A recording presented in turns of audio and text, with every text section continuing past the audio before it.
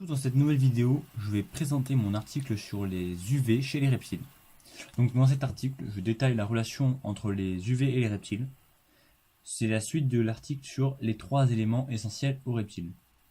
Donc les UV, ils se trouvent partout et ils sont nécessaires au bon développement de toute espèce végétale ou animale. Donc chez les reptiles en particulier, les UV permettent la croissance et la synthèse de la vitamine D3. Donc je vais expliquer simplement comment les UV doivent-ils être présentés aux reptiles. Donc les UV sont des rayonnements invisibles à l'œil humain, mais certains oiseaux, reptiles ou insectes y sont sensibles. Donc attention, tous les reptiles n'ont pas les mêmes besoins en UV, et il faudra s'en rendre compte et voir la façon de vivre et l'écosystème dont provient l'animal. Donc un animal fouisseur par exemple, ou qui vit en pleine jungle, n'aura pas autant besoin d'UV qu'un reptile désertique qui vit à même la terre, ou pas caché derrière des arbres, des arbustes, vraiment sur terre. Donc les différents UV. Il existe 3 types d'UV, les UVA, les UVB et les UVC. Donc un fort éclairage UV stimule l'accouplement et l'appétit des lézards héliophiles. Donc un lézard héliophile, c'est un lézard qui a un grand besoin de lumière.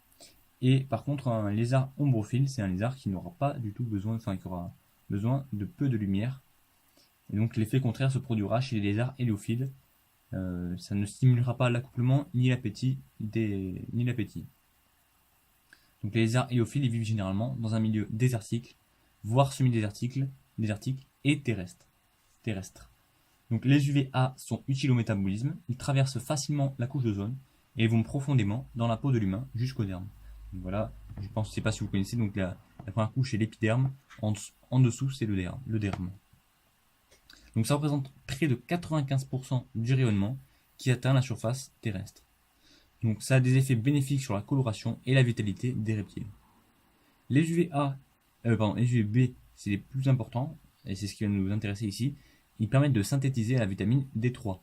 Donc ça représente seulement 5% du rayonnement qui atteint la surface de la Terre. Donc sa longueur d'onde optimale pour synthétiser la vitamine D3 se trouve entre 290 nanomètres et 315 nanomètres. Et entre 315 nanomètres et 335 nanomètres pour la régulation de cette synthèse. Donc ça, vous n'avez pas vraiment à vous en occuper. Ça sera généralement déjà réglé sur vos lampes. Ça sera déjà dans cette zone-là, sur vos lampes. Donc les UVC, eux par contre, ils sont toxiques et normalement ils ne traversent pas la couche d'ozone. Ils sont fortement cancérigènes. Donc quand il y a un trou dans la couche d'ozone, donc apparemment il s'est rebouché, il y avait un trou dans la couche d'ozone à un moment. Donc là justement les UVC ils passaient plus facilement et c'était très dangereux parce que justement c'était fortement cancérigène. Et parce qu'après du coup la couche d'ozone ça bloque, mais quand ça passait, ça restait après. Ça fait une boucle, enfin un cercle autour de la Terre, et s'il y avait une brèche, ça rentrait et ça restait à l'intérieur de la Terre, et du coup ça réchauffait la Terre en plus vite.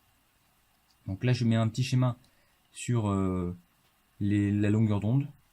Donc en nanomètres. Un nanomètre c'est une très petite mesure, donc c'est 10 puissance moins 9 mètres. Donc en gros 0,000, je vais pas te faire 0,0001 mètre. Et par rapport à ce que ça représente, donc il y a des rayons X, les rayons gamma, ultraviolets, la lumière visible, les infrarouges et les micro-ondes. Voilà. Alors comment procurer des UV à son reptile? Donc attention, si vous avez un terrarium en verre, il ne faudra pas le mettre au-dessus du terrarium parce que le verre ça arrête une grande partie des rayonnements UV. Donc il faudra faire passer la lampe à l'intérieur du terrarium. C'est à prendre en compte, surtout si vous avez des grandes plantes. Et les reptiles, ils savent réguler eux-mêmes leurs besoins en UV, ainsi qu'en chaleur. Donc il est important pour cela de leur laisser plusieurs points à différentes distances de la lampe, à différentes hauteurs, à 10 cm de la lampe, 20 cm, 30 cm. Mais il faudra éviter qu'ils puissent la toucher, enfin ce sera pas hyper chaud normalement, mais il faut éviter qu'il puisse la toucher. Dans tous les cas, c'est quand même mieux pour lui qu'il ne puisse pas l'atteindre exactement. Il faut qu'il soit assez proche pour en profiter un maximum des effets, mais pas trop proche pour pas qu'il puisse la toucher et risquer de se brûler ou de la casser d'ailleurs. Donc les 3 façons classiques de procurer des UVB. Donc la première, c'est le contact au soleil. Donc si les températures extérieures le permettent, vous pouvez créer un enclos grillagé et ainsi votre animal disposera de plus de place et de plus d'UV. Donc cela se fait notamment pour les tortues terrestres, comme la tortue Raman. Son avantage, c'est que l'hiver, elle peut aussi le passer dans son enclos. Et il suffit juste de lui mettre un petit abri. Rarement, ça suffit rarement pour la plupart de vos reptiles. Donc c'est ça le problème. Si vous avez une cage grillagée, ça va être bon pour quelques reptiles, mais pas pour la majorité. Voilà. Et surtout, il faut faire attention là du coup aux attaques de chats, de chiens alentour, surtout de chats alentour. Donc il faudra bien faire attention et que votre animal ne puisse pas s'enfuir, qu'il n'y ait pas de prédateurs ou qu'il n'y ait pas de gros serpents. Si vous avez un petit serpent, si vous mettez un petit serpent dans un enclos grillagé, qu'il n'y en ait pas de gros dans votre jardin par exemple. Voilà, il y a beaucoup de choses à faire attention quand même. Donc ça c'est un peu compliqué à prendre en compte quand même. À moins que vous ayez un très petit jardin et que vous mettez juste une tortue Sherman ou deux. Et là normalement il n'y a pas de souci. Beaucoup de gens le font. Même si ils font pas très attention, ils le font quand même. Donc le deuxième éclairage, la deuxième façon d'éclairer, c'est le tube fluorescent.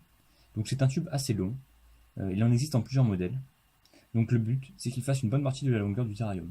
Donc n'hésitez pas à mettre une branche ou autre assez près des lampes. À partir de 20 cm de distance, leur impact est beaucoup plus faible. C'est la façon la plus utilisée pour les terrariums terrestres et désertiques. Donc il en existe 3 sortes selon les besoins de vos animaux. Donc, ici notamment, voilà, ça ressemble à ça. Donc c'est à changer tous les ans quand même, parce que forcément ça perd en UVB au fil du temps. Donc il y en a qui changent tous les 6 mois ou tous les ans, ça dépend, c'est comme vous le sentez. Parce qu'il n'y a pas vraiment. Pour le mesurer, c'est un appareil, je crois que c'est très cher. Donc ça vous de voir. Moi je change tous les ans en tout cas. Et la troisième solution, c'est la lampe à mercure. Donc c'est plus puissant, mais c'est aussi plus cher. Et c'est surtout nécessaire pour les terrariums verticaux.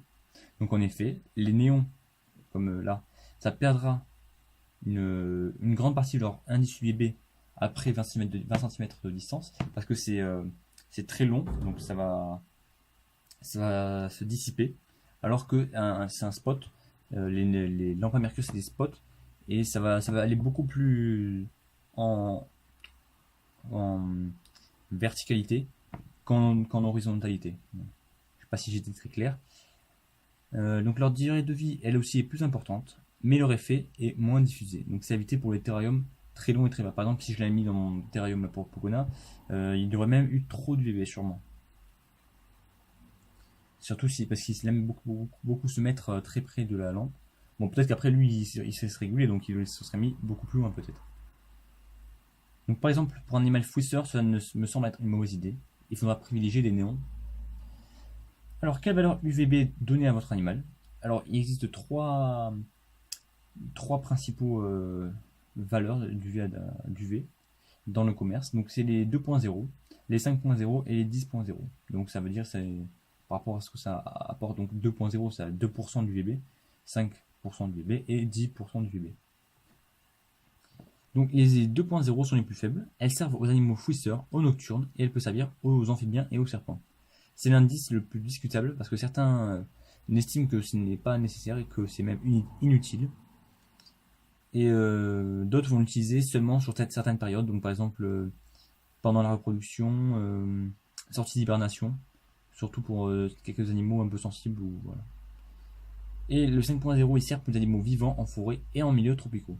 Même celui-là, il est assez discuté sur certains forums par certaines personnes qui trouvent qu'il est assez inutile. Moi, je ne l'ai pas testé pour l'instant, donc je ne peux pas vous dire. Mais je conseille quand même d'en mettre. Par précaution, je pense que c'est quand même utile. Donc c'est utilisé pour bon nombre de geckos et de caméléons entre autres, et c'est indispensable pour ces espèces. C'est pas indispensable. Je me dis que c'est indispensable, mais je me suis rendu compte après que que quelques personnes n'en mettent pas et que ça se passe très bien quand même. Donc, voilà, chacun a à peu près ses méthodes.